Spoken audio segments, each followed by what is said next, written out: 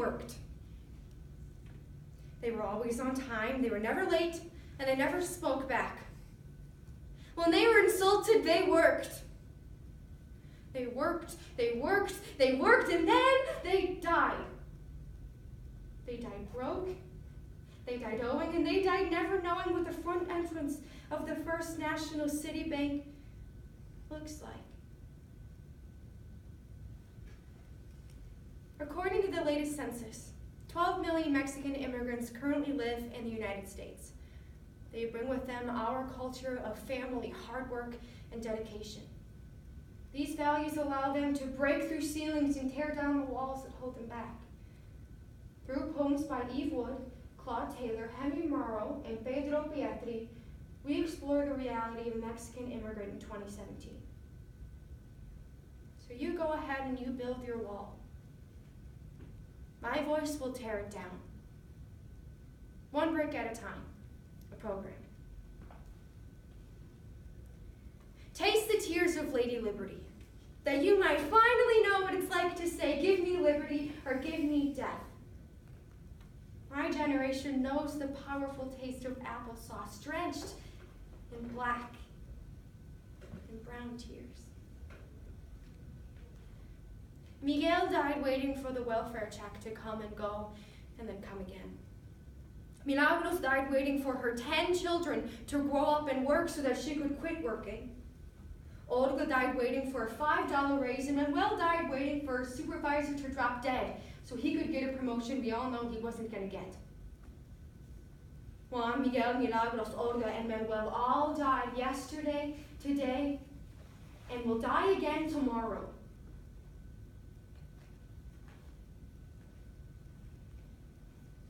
I've snuck into the White House. I carry a huge vase of lilies in front of my face so no one will see me. I have a friend in the Secret Service who owed me a favor, and he cased the place for me. He made a map of the East Wing, complete with pencil drawings of everything in Hillary Clinton's bedroom. He measured each window, her bedroom's diameter, calculated how many minutes it would take me to get here from there. I wrote to the government demanding that they put Hillary's face on a stamp. I said, I believe that she is my president. While you may have turned more states red than blue, the United States will be powerful in 2 languages, whether you like it or not. They knew that they were born to weep and to keep the morticians employed just as long as they pledge allegiance to the flag that wants them destroyed. They saw their names listed in the telephone directory of destruction, and they were trained to turn the other cheek by newspapers that misspelled, misunderstood, and mispronounced their names and celebrated when death finally came and stole their final lottery ticket. They were born dead, and then they died dead. These are the after effects of television programs about the ideal white American family, with black maids and Latino janitors who are well trained to make everyone and their bill collectors laugh at them and the people that they represent. When Marilyn Monroe stepped on that iron grate, I fell in love with her white skin and her blonde hair. And then when I returned home, I broke the mariachi music on the stereo. We had come to this country for the TVs and the Cadillacs, for the money and the skyscrapers, but when I saw Marilyn's shimmering legs, I was ashamed of my dark skin and ashamed for all the Latinas. And whenever my Uncle Ronaldo showed up with his blonde wife, his brothers would flirt with her in their thick accents and their busboy English, shaped while working 16 hours a day.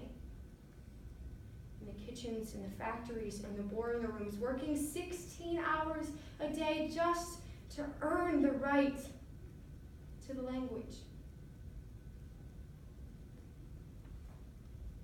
Milagros, Olga, Manuel all died yesterday, today, and will die again tomorrow.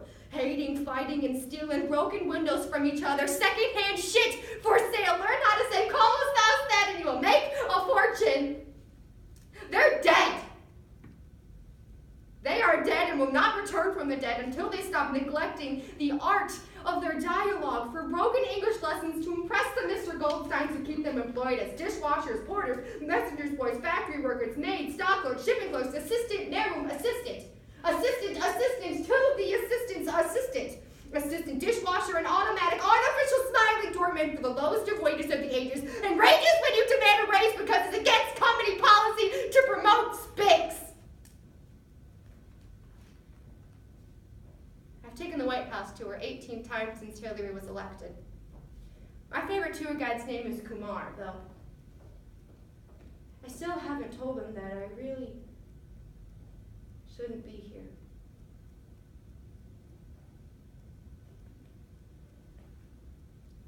Manuel died hating all of them. Juan, Miguel, Milagros, and Olga, all because they spoke broken English more fluently than he did. But now they are together. Here lies Juan. Aquí se encuentra Miguel. Aquí se encuentra Milagros, y aquí se encuentra Olga y Manuel, who died yesterday, today, and will still die again tomorrow. Always broke, always owing, and never knowing that they are beautiful people. Never knowing the geography of their complexion. Juan, Miguel, Milagros, Olga, Manuel will right now be doing their own thing. Where beautiful people dance and sing and work together. Where you don't need a dictionary to communicate with people. Aquí se habla español all the time. Aquí you salute your flag first. Aquí todo el mundo huele bien. Aquí the men and women admire, desire, and never get tired of each other. Here, to be called negrito significa ser llamado amor.